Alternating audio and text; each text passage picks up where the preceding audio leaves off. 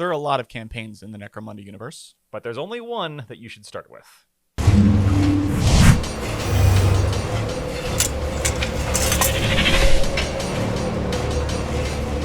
Hello and welcome to the Necromundown, episode 3. I'm Josh. I'm Mitchell. And today we're talking about campaigns.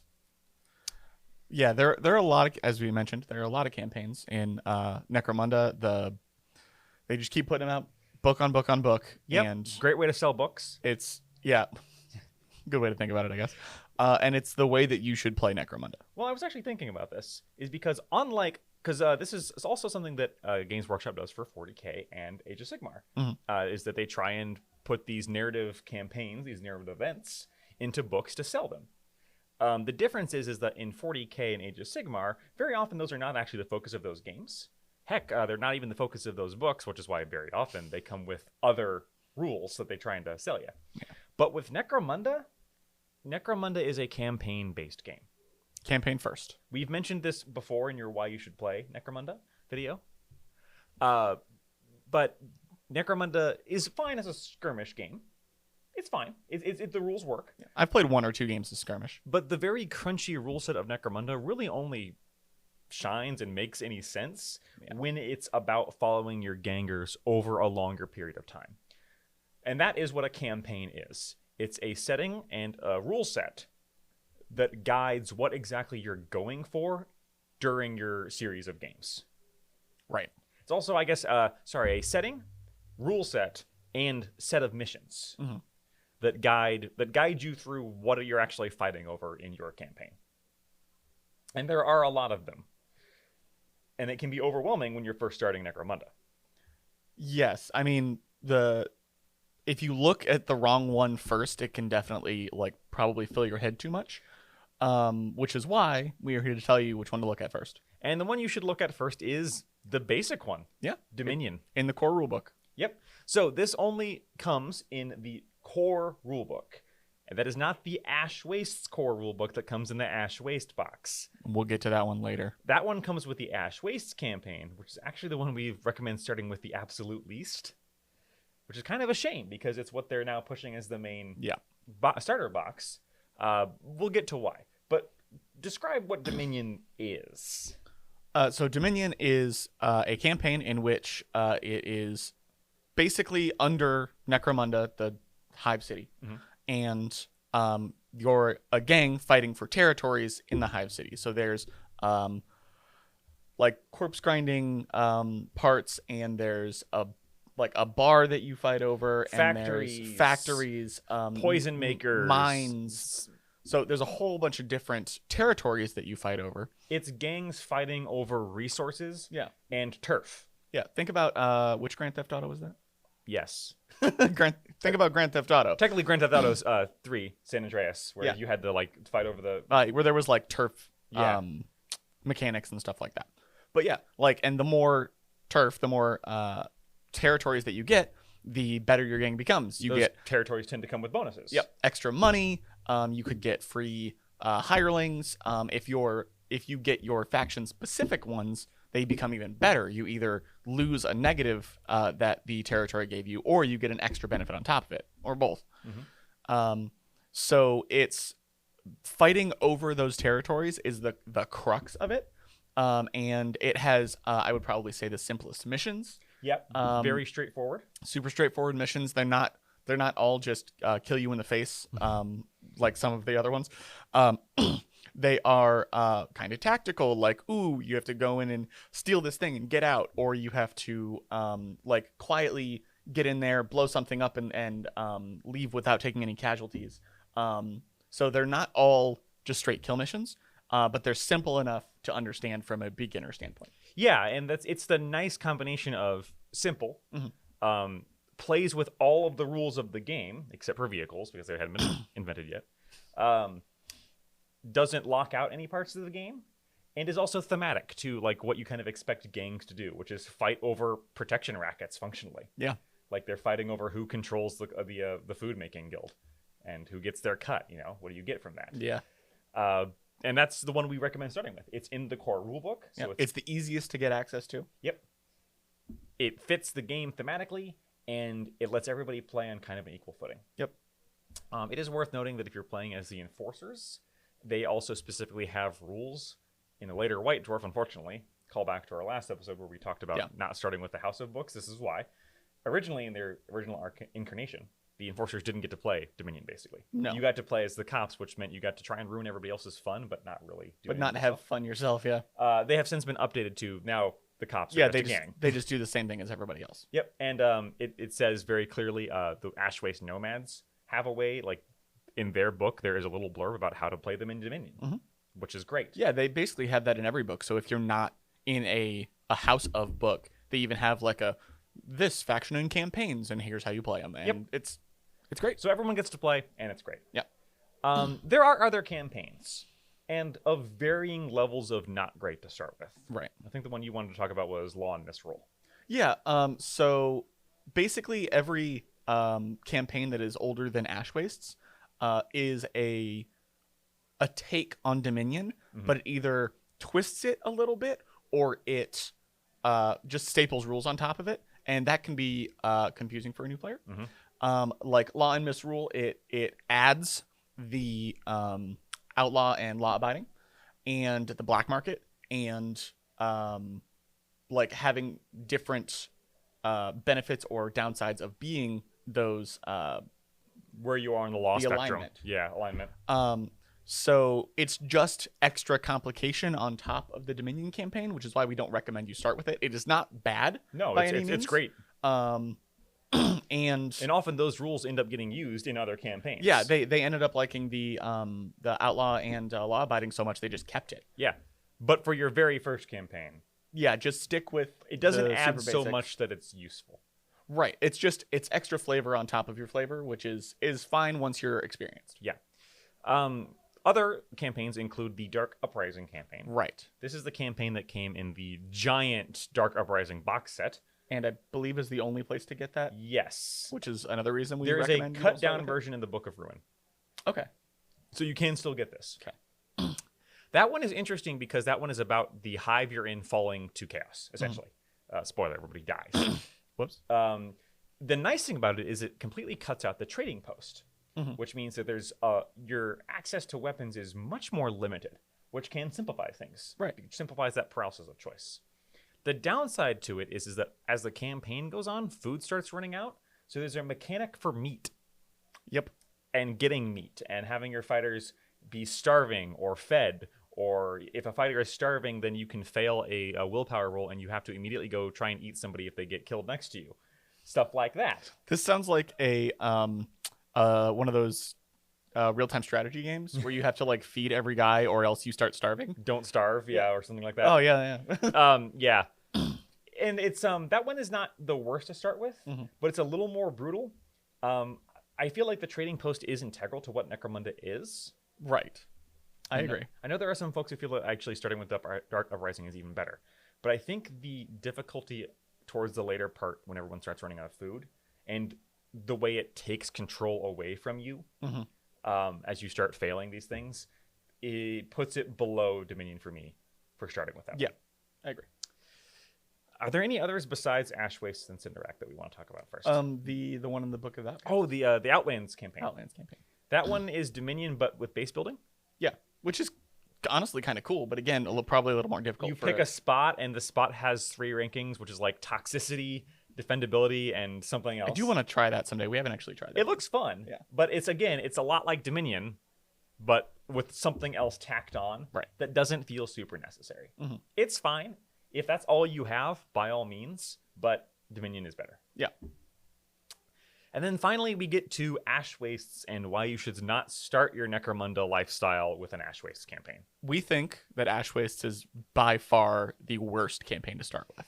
Yeah. Probably for a bevy of reasons. Cinderak is close just because you start with so many credits. But if you're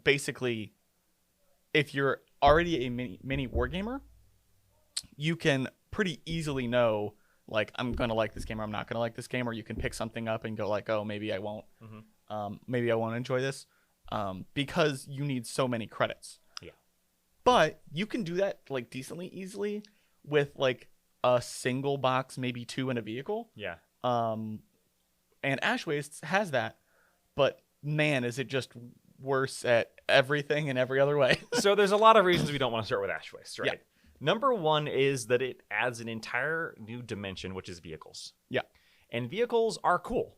A lot of people want to play Mad Max on Necromunda with those vehicles. And I do. That's what draws you to Necromunda. By all means, do so. I keep saying by all means, but it keeps being true. But vehicles are an entirely new dimension of gameplay rules. You could do a game that was just the vehicle rules for Necromunda, and it would be its own game. Yeah. I mean, it was called Gorka Morka, but it adds a lot. There's complications, not just in the default vehicles for each faction and the default generic vehicles, but the vehicle customization where you can build one from scratch. Yeah, that can be super over your head kind of stuff. Super cool, but super, oh my gosh, everything is complicated. Vehicles, of course, that's an additional money cost. Yep. Like, you don't need a box and the rule book. You need the box and the rule book and the rules for the vehicles and your vehicle. Your vehicles. Right, which can vary in expense wildly depending on what you're getting and how many you're getting of them. And vehicles also change the dynamic of Necromunda. Oh, yes, greatly. One of the nice things about Necromunda is we mentioned that one of the reasons why Goliath are so great to start with is that they're strength 4, toughness 4. 1 pip higher than everybody else, and that makes a huge difference in the way they can play. Yep. But in general, in Necromunda, everyone can kind of kill everybody else with a fairly decent shot. Yeah. Especially at the start of a campaign. At the start of a campaign, your leader can take an auto gun that rolls 3 wound rolls, goes through all their saves, and just get killed. Yeah. Even if you're playing the Orlok leader with 3 wounds. Yeah, it happens. It happens. Vehicles are, sitting at toughness 5, 7, 8. Yeah. You're starting to get into like vehicle from 40k level stats. Yeah. And that means the ability of a normal ganger to affect vehicles is drastically reduced. So then you actually have to start thinking about bringing gangers with anti-vehicle tech. And it adds a whole new layer of things to mess up on. Yep. Not only the fact that vehicles are tougher than regular gangers, so you have to account for that and have a way to deal with them. It's also the fact that vehicles in general deal more damage than a regular ganger, so that toughness 4 on a Goliath is not going to matter as much when they've got 3 grenade launchers on the same vehicle. It's very easy to put a multiple heavy weapons on a vehicle because they have multiple hard points. They can move and shoot with no problem, unlike a regular ganger who needs equipment to do that. It changes everything. And the fact that Ash Waste requires less terrain for the vehicles to be able to move about freely, whereas in either Zone Mortalis or Sector Mechanicus, we feel that a very tight board with a lot of terrain is super helpful for balance. But Cinderak specifically says to put less terrain on the board so that the vehicles can move. For Ash Waste, you mean? Yes, that's I said Cinderak. Yes. Well, Cinderak does too for Ash Waste, yeah. So it's not only does it provide less cover so that like the shooting gangs will be a little bit better, but it also makes the power dynamic different. And we're not even going to talk about Ash Waste nomads who don't even get vehicles and yet aren't any less powerful for it. Yeah, like they're very good in that space, but they have to play around that. Yeah. We also happen to think that vehicles are not terribly well balanced, by which we mean the Ridge Hauler is a broken piece of garbage. Heavy vehicles might also be too good, but they're kind of pointed for it. They're heavy. They're fine because they're pointed for it. Yeah. The Ridge Hauler is with not. Absolutely nothing on their 175 credits. Yes. And the Ridge Hauler is what, 230? Yes. Yeah. And way harder to kill. We might do an entire episode on why we hate the dang Ridge Hauler. Yep. Maybe when the new one comes out. Oh yeah, the new book with the even more armored one. Yeah, the specific combat Ridge Hauler. Yeah. That does bring us though to you mentioned credits. The other reason why it's difficult to start with the Ash Wastes is that credits be limited, yo. Oh my god, so limited. Ash Waste is all about scarcity. The idea of the Ash Waste, I guess we didn't mention the theme, is that you're leaving the hive and it's all about controlling road sections. Right. So there's 2 problems with this. Number 1, you don't get any credits until you control road sections. Not good credits anyway. Right. So it's very feast or famine. And 2, controlling a road section gets you diddly squat. You need to build trade routes. So you need specific ones in order to actually get good benefits. Specific ones in specific orders. It can be very up and down feast or famine. Yep. And in general, you just have a lot fewer credits to go around, which means when things go wrong, they're a lot harder to fix. And if you're new and still learning how to manage your credits, that's challenging. Yeah. So we when we played the Dominion campaign, I was like flush with credits. Towards the end of the campaign, I was like, I don't know what to do with all this. It's so Why great. can't I hold all these credits? Yeah. Whereas the Ashways campaign, I didn't get to that point because it was like, I mean, I got a trade route mid, like probably mid the second half, and that felt great. But before that, it was okay. So to compare, Dominion campaign and most of the other campaigns, you get credits after every game that you play. And the settlement that you cannot lose gets you D6 times 10. Yep. So between 10 and 60 credits. Yeah. And that is the minimum that you get every game, win or lose. For Ash Waste, there is no minimum. Yep. And each road section gets you D6 credits. Yeah. Or 2 D6 credits. Not times 10. No. Just the 1 to 6. The absolute best road section you can get is 3d6 credits. Yes. Best one you can possibly get from the start of the game. Yes. Which is why they give you 2, but that still doesn't make up for not times 10. Which is thematic. It's supposed to be about things being hard. Games Workshop thematic. Actually released an FAQ that said, yes, it's supposed to be that hard. Stop complaining. Yeah. Which is why we don't recommend starting with this. And which is why we are also complaining. The final version is, and this kind of goes to that, is that Ash Waste itself hates you and wants you to die.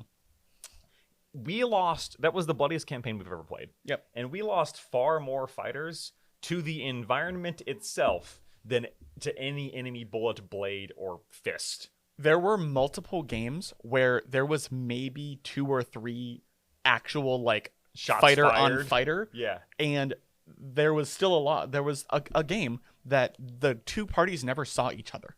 One lost to the environment before the other one could see him. Which again, thematic. Yeah. Not particularly fun. Not for a new player. So in summation, don't start with the Ash Wastes. Which is a shame because I know that's the current box set they're trying to sell. Yeah. The big box set comes with the Knights of Eagles and the Nomads. The Nomads are fun if you like that play style. I kind of don't. Yeah. They weren't my thing. And I'm glad you played them because I was going to pick them up and then they're also not my play style. Amazing models. Oh yeah, fantastic models. And then just to touch on it briefly, the Cinderak Burning campaign. Yeah, Cinderak Burning is the most recent campaign. It's the one that is the current narrative focus of Necromunda. Yeah, it's going to be long form, where it's like, what is it, 3 books, 4 books? 4 books. It's I can never pronounce the name, the Arthenian succession. Sure. Basically, the ruler of Necromunda survived, almost died to an assassination attempt, and this is about everybody else trying to fill that power vacuum. A coup trying to rise up. And it is basically the halfway point between the other campaigns and Ash Waste. Between Dominion and Ash Waste. Yeah. So it's not bad. The reason we don't recommend it is, first of all, there are vehicles. Yep. So again, that cost. Yep. And second of all, because this campaign is specific that you, rather than starting with the normal 1,000 credits, you start with 2,000 plus 400 that can only be spent on vehicles. So that's double the number starting credits. Yeah. Which again, can be hard for new players to get to. We're talking about cost, money. Yeah. Physical money, number of models on the board. Yep. And then the sheer choice that, like, at the very beginning of the campaign, you have to make decisions that will last the whole campaign. Yes. Because in addition to that, for the first half of the campaign, you can't get anything back from your house list. Yeah. So if somebody dies, no replacing them. Nope. So you have to think about that when you're starting your campaign, because if you screw up, you're stuck with that decision. Yep, for 6 weeks or whatever it is. Yeah. So in general, and that's kind of a shame, again, kind of a shame to say, because Cinderak Burning is book 1 of this narrative structure, and it kind of, like, you know, they're trying to get people in on this. Like, start Necromunda with this 4-book campaign setting. But it's not a great place to start for new people. It's not. If it wasn't for the extra credits to start with, I think it would have been fine. It would be better than Ash Waste. It would be better, way better than Ash Waste. And we still rank this higher than Ash Waste. Oh yeah, like if you really want to play with vehicles, do Cinderak Burning instead. Yeah. But you're right. It's a shame that it didn't start like more normalized and then ramp up to this. It's like 2,400 credits, go crazy. But to their credit, what they're doing is that they are trying to make this interesting to people who have been playing for a while. Yeah, that's true. always the trouble with new campaigns, right? They can be new player friendly or interesting to people who've played 8 campaigns. Yeah. And I think that's what they're going for in this one. That's fair. But in general, overall, concluding thoughts, None of these are unplayable to start with. No, none of them are unplayable. Ash Wastes is going to be more brutal than any other. By a lot. But if that's what you want out of Necromunda, or if you just really want to play Mad Max, Yep. You saw Fury Road and agreed that it was the best movie ever made. True. Rightfully. You have fun. Mm-hmm. You'll have fun. It's still fun. And you can always change the rules yourself. Yeah, it's one of the best parts about Necromunda to me is that like house rules are abundant. Which that's true of every tabletop game, right? To a point. You can do whatever you want, technically, between you and your friends, and no one can stop you. Right. They will not come to your house and take your books. But something D&D joke? I don't know. Yeah. Topical. But in the Necromunda books, it's Necromunda encourages it. And there's the DM is the arbitrator. And they basically have final say in everything. If they want to change a rule is changed. It's like the arbitrator can do this if they want, if they think this is too unfair. Whereas in like 40K, nothing like that. Sure.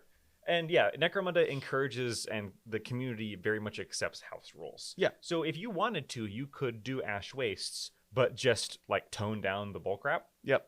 Which is good. There is a better, more fixed version in the book of the Outlands. Where it's much less dangerous. Oh yeah, for the Ash Waste environments themselves. Yeah, because those are for the Outlands, which are like the Ash Waste but closer to the hive, so they're not nearly as dangerous. Mm-hmm. You could use those. That's what we're doing for Cinderak Burning, because we kind of all got sick of the ground trying to eat us. Yeah, so they do give you the option for that, but again, it's more books you have to buy and more rules you have to think of. You could do something like if we might do a Ash Waste deep dive later. Yeah, but if you wanted to start with the Ash Waste because you want to start with vehicles, maybe multiply all those credits by 10. Yeah. You could do that. They even recommend that in the book at some point. Yeah, you can do that. You can, tone down the environmental effects. You can just look at the one mission and go, screw this, we're not playing it for the 14th time. Settlement and Showdown. God, we play that thing so much. Yeah. So, concluding thoughts. Dominion, good. Ash Waste, bad. Ash Waste, bad. All the other ones are fine. But start with Dominion. With Dominion. If you're brand new to Necromunda, brand new to gaming in general especially, Dominion is the most fun, in my opinion, the easiest to get into. It's in the core rulebook. You don't need another book on top of it. It is my favorite campaign so far. Yeah, I played one 3 times and it's still. Yeah, I think so. Other than Ash, it never gets old. So I did Ash Wastes, and then we're doing Cinderak Burning, and I had done 6 campaigns before that, and it was all Dominion. Wow. Gotta get some variety in you. Yeah, which one we might talk about.